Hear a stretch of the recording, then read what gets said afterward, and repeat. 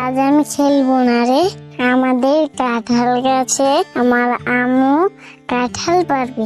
আমাদের কাঁঠাল গাছে অনেক কাঁঠাল ধরেছে। তুইও কি যাবি? গেলে তুইও কাঁঠাল খেতে পারবি রে। ও মা, কাঁঠাল খাবি? তোরা রোজ রোজ কাঁঠাল খাস? ও, তোদের তো কাঁঠালের বাগান আছে। আমি কখনো কাঁঠাল খাইনি রে। আমার যে কাঁঠাল খেতে খুব ইচ্ছে করে। চল না, আমিও যাব তোর সাথে। এরপর মিনা ও বান্টিদের কাঁঠাল বাগানের উদ্দেশ্যে চলে যায় কাঁঠাল খাওয়ার জন্য। গিন্নি কাকি, আমাকে কি একটু কাঁঠাল দেবে? তোমাদের তো অনেক কাঁঠাল, আমি কখনোই কাঁঠাল খাইনি গো। কোত্থেকে যে সব ছোট লোকগুলো আসে, একটা কাঁঠালের দাম জানিস? তুই কাঁঠাল খেতে চাইছিস? কাঁঠালের অনেক টাকা দাম। আমি তোকে কাঁঠাল দিতে পারবো না। তোর বাবা মা কখনো কিনে খাওয়ায়নি? তোর বাবা মাকে গিয়ে বল কাঁঠাল কিনে দিতে। কি করে খাবি? তোর মাঝে মানুষের বাড়িতে কাজ করে। মা, আমাদের গাছে তো অনেক কাঁঠাল ধরেছে। মিনাকে একটু কাঁঠাল খেতে দাও না মা। ও কোনোদিন কাঁঠাল খায়নি মা। আমি না হয় আজকে কাঁঠাল খাবো না। আমার কাঁঠালটুকুই মিনাকে দিয়ে দাও। বান্টি, তোকে না বলেছে এসব ছোট লোকের বাচ্চার সাথে খেলবি না? আর মিনার জন্য তোর দরদ উতলে উঠছে। এই কিসের বন্ধু তোরে? ওদের সাথে আমাদের কিসের সম্পর্ক? আর যেন দেখি না তুই মিনার সাথে খেলতে গেছিস। মিনা, কাঁঠাল খেতে হলে টাকা লাগবে। যা, তোর মায়ের থেকে টাকা নিয়ে আয়, তারপর তোকে কাঁঠাল খেতে দেব। আর আমার বাগানের ধারের কাছেও যেন তোকে দেখি না। বল্টুর সাথেও খেলতে আসবি না, বুঝলি? আচ্ছা কাকিমা, আমি আর কোনোদিনই তোমার কাছে কাঁঠাল খেতে চাইবো না। শুধু একটু কাঁঠালই তো খেতে চেয়েছিলাম। তুমি আমাকে কত অপমান করলে। আর আমি বান্টির সাথে খেলবো না। এরপর মিনা মনটা খারাপ করে সেখান থেকে বাড়িতে চলে যায়। মা, জানো, আমি বান্টিদের কাঁঠাল বাগানে গিয়েছিলাম বান্টির সাথে। ওদের বাগানে অনেক কাঁঠাল ধরেছে।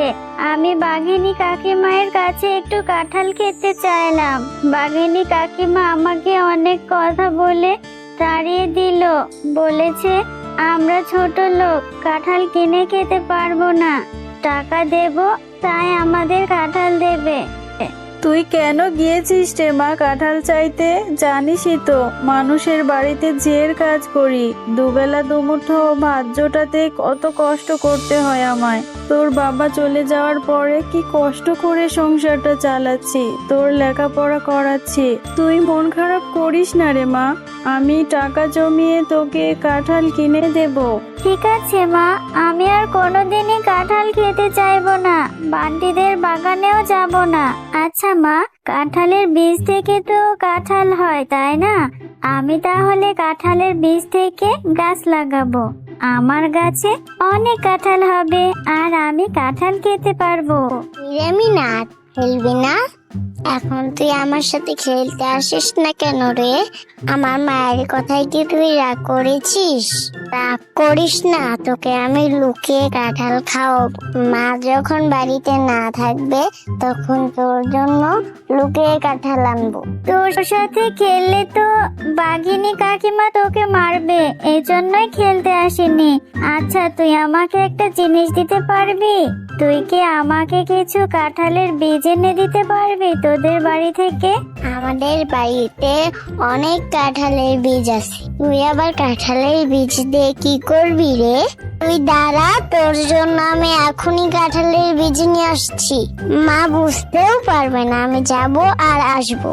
এই বলে বান্টি তার বাড়ির উদ্দেশ্যে চলে যায়, কারণ মিনার জন্য সে কাঁঠালের বীজ আনবে। কিছুক্ষণ পরেই বান্টি মিনার জন্য কাঁঠালের বীজ নিয়ে আসে। কিরে বান্টি, এত তাড়াতাড়ি চলে এলি? কাকিমা দেখেনি তো? আর বান্টির থেকে কাঁঠালের বীজ পেয়ে মিনা ভীষণ খুশি হয়। বাড়িতে এসে তার মাকে বলে, মা জানো, এই দেখো আমি কত কাঁঠালের বীজ এনেছি।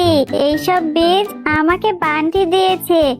বান্টিদের বাড়ি থেকে এনে এই বীজগুলো এখন আমি লাগাবো। আমাদেরও কাঁঠাল গাছ হবে। আরে পাগলি মেয়ে কোথাকার, এই বীজ তুই কোথা থেকে পেলি? এই বীজ লাগালে কি গাছ হবে? সেই কত দেরি হবে। ঠিক আছে, তোর যেহেতু ইচ্ছা তুই কাঁঠালের বীজ থেকে কাঁঠাল গাছ হবে, তুই কাঁঠাল খাবি, তাহলে লাগা। তার মায়ের কথা মতো তার বাড়ির উঠোনের এক পাশেই কাঁঠালের বীজগুলো লাগাতে থাকে। বেশ কিছুদিন পর মিনা দেখতে পায় তার সেই বীজ থেকে সুন্দর একটি গাছের চারা হয়েছে। না, তার চারা গাছটিতে প্রতিদিনই সকাল বিকাল পানি দিতে থাকে আর গাছটির অনেক যত্ন নিতে থাকে যাতে তাড়াতাড়ি বড় হয়। মা, গাছে প্রতিদিনই পানি দিচ্ছি, বড় হচ্ছে না কেন মা? কবে বড় হবে গাছ? কবে কাঁঠাল ধরবে? কাঁঠাল হলে তো অনেক মজা হবে, তাই না মা? এভাবে কাঁঠাল গাছের যত্ন নিতে নিতে এক সময় মিনার কাঁঠাল গাছে অনেকগুলো কাঁঠাল হয় আর মিনা অনেক আনন্দে থাকে। সে খুশিতে আত্মহারা হয়ে নাচতে থাকে। আরে পাগলি মেয়ে, নাচবি নাচবি, চল আগে কিছু কাঁঠাল পারি, তারপর কাঁঠাল খাবি, আর কিছু কাঁঠাল বিক্রিও করা যাবে। মিনা, তুমি অনেক ভালো মেয়ে, তুমি আমাদের অনেক যত্ন নিয়েছো।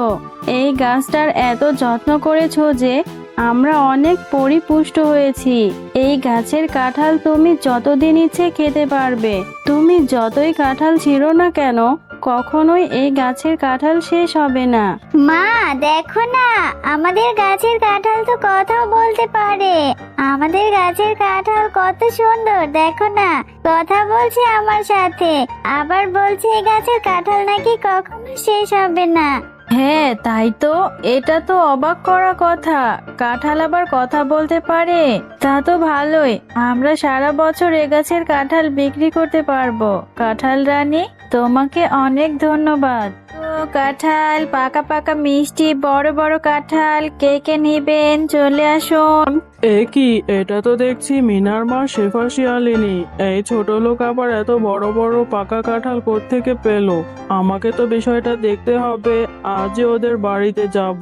ও, তোরা কাঁঠাল গাছ লাগিয়েছিস? দাঁড়া, আজ তোদের সব কাঁঠাল পেড়ে নিয়ে যাব, তারপর বুঝবি কিভাবে তোরা কাঁঠাল বিক্রি করিস, সেটা দেখবো আমি। এরপরই মিনাদের গাছের কাঁঠাল কথা বলে ওঠে আর তখনই মিনা আর মিনার মা সেখানে চলে আসে।